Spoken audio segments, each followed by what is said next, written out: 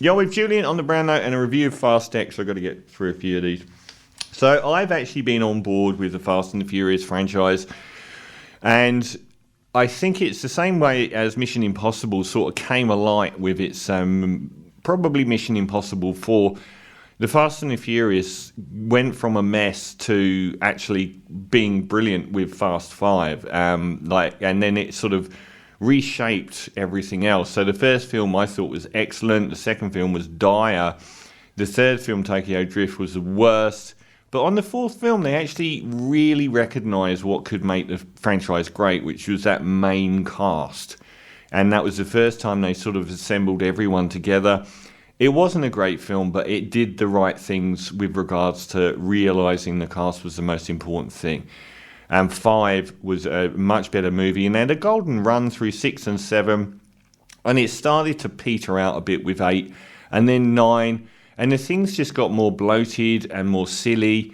And Fast X has come out and not done particularly well. I think the elephant in the room here, though, is the ridiculous shooting budget of $340 million, which is one of the most expensive ever made. And the fact that the Justin Lin director was left the project in the first week because of clashes with Vin Diesel, who was apparently overweight and couldn't remember his lines and extremely dogmatic about how his vision of the film was going to go. So they put instead Louis Leterrier from France, who was a second unit director, and it shows a lot. This time around, there are things about the Fast franchise which this film does, which is have always got on my nerves, and that is that they'll do two things. One is anyone that dies gets resurrected. The first time they did it with Michelle Rodriguez, it worked brilliantly because you never saw her dying. It was all off in between movies, and it was a really good thing. But then they just keep bringing every single person back, which renders a lot of it silly. And the other thing is the baddie in one movie, by the next movie they're the goodie, even if they've murdered everyone's family members. They always... Charlize Theron did such incredibly bad stuff, and she is borderline the hero in being made a hero in this one. So this time around it's the same pretty much story, which is there's an evil villain that somehow has billion-dollar resources and controls all the world's computers who wants to persecute Dom and his family. Which has happened, I think, in the majority of the films to some degree, certainly post 5. So that's not really much of a difference. Jason Momoa, who is by far the standout here, his camp villain is wonderful. One of the only characters that has a real life about him in this film. He is the son of the Brazilian drug baron they took down in Fast 5 and killed. And they retrofit, like they did with the last film, where they retrofitted Dom's past and his dad dying in a car crash. They retrofitted that to bring John Cena into the movie as his brother. And he was the villain in that movie, and then immediately he was the good guy straight away after. And this time it's Jason Momoa has sort of been waiting to get Dom back for years, and to do so by punishing everyone in the Fast and the Furious franchise that Dom's close with. So there's one thing there's pluses and minuses to this film. I really hated how bloated and silly the last couple of films got. I mean, the last one where it all sort of, they sent a car into space and all of this stuff. I don't mind them bending the laws of physics to do stuff because that's been kind of cool in the franchise, but it just became ridiculously unendingly long action sequences and piling on top of each other to the point where it was borderline Michael Bay movie stuff. And this one's a lot leaner, which is one of the reasons I cannot understand why the budget is so much worse. I know that COVID has had an impact on it, and I know that inflation had an impact on it, but the one where Fast 7, where Paul Walker had died in filming it, was like a $1.7 billion box office. They're relying now with these films like Indiana Jones and a lot of the Marvel films that come out of doing $1 billion at the box office, and they're lackluster films and people are bored of it and they're not doing it and they must be losing a fortune. So this one had a break-even point, I think, of $850 million, which is insanity. But I read that there are things that I like about this one in comparison to the others, and the main thing is how lean it is compared. So it actually doesn't look as expensive as any of the other recent films in the Fast franchise. The two things that it does worst, and which are not recoverable from, are the fact that it includes every character it can. And there are too many characters, so you can't spend enough time with any character to get any form of character development or progress or actually, enjoying time with any of the characters. They appear on screen for 5 minutes and then you're off to a new location. And the other thing they do, which compounds it, they split the team into fragments. So that makes it much worse because you've got, Ludacris and a couple of others in one spot, Michelle Rodriguez in another spot, Dom in another, Van Diesel in another spot.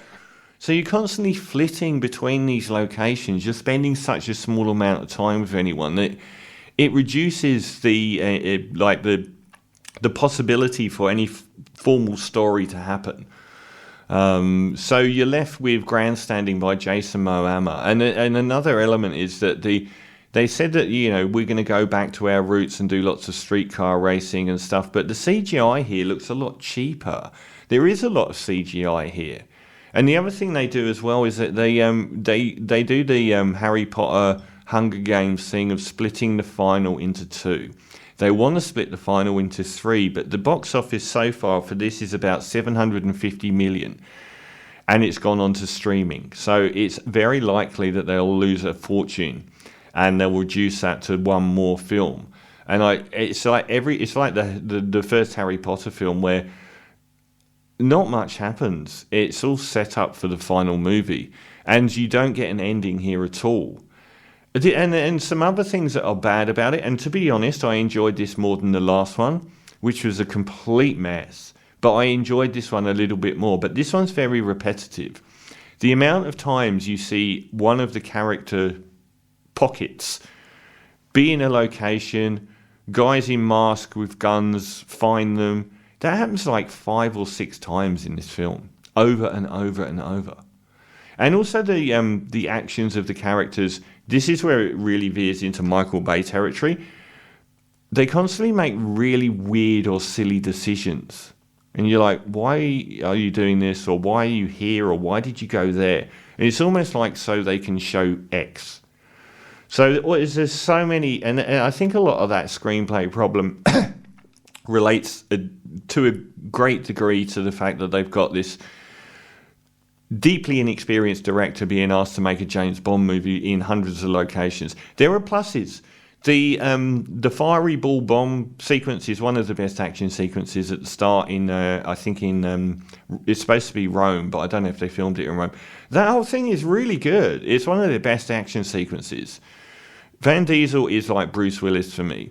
He's one of the actors that cannot hide his disdain. If he isn't really up for it, it really shows, and he and most of the cast mail in their performances. I thought Michelle Rodriguez and Charlize Theron finally being used in a decent capacity after being used as nothing in the last film. That was one of the high points of the films, and I thought it was ironic that their big fight sequence, the best in the film didn't even have a director at that point. And I thought that was a bit ironic. And there's some decent car stuff, and Jason Momoa as a villain is by far the most engaged. I wouldn't blame the rest of the cast for not delivering their A game because there's so little writing for them. It's like you've got 5 minutes on screen and we're going to go away and come back half an hour later, and that's the whole film. And there are people like Helen Mirren and Jason Statham, they include just to include. They're on screen for 5 minutes and gone, but it has no impact on anything that really happens. So there's lots and lots of mistakes and lots of repetition, and Vin Diesel is particularly flabby and fat here, and I don't mean that about his physical appearance. I just think he flatlines it and mails in his performance. And the weird notion that this white guy from Europe and his blonde wife who died in the previous film had this brown baby is quite odd. It's just like a bit weird. So yeah, there's lots of strangeness, and lots of repetition, but a leanness that was a little bit better than the previous two films, I feel. But they can't, if your main driving point is like, you know, like Star Wars or like any of these films, is the chemistry between the main cast, don't segregate them all and split them all over the world so they never spend any time together. So, a very up and down film for me. I think I'm going to give it a flat 5 out of 10. I'm undecided as to whether or not I would recommend watching it or not. I'll say this, there's a moment in it with Jason Momoa and two dead people which has no business being in this film. It's as upsetting as watching Henry portrait of a serial killer. It is seriously twisted. I don't know what they were thinking with that moment. Forget face melting in Raiders of the Lost Ark. This is way more upsetting. Anyway, a 5 out of 10 for Fast X. I mean, the Deathly Hallows, the first one was awful and the second one was brilliant.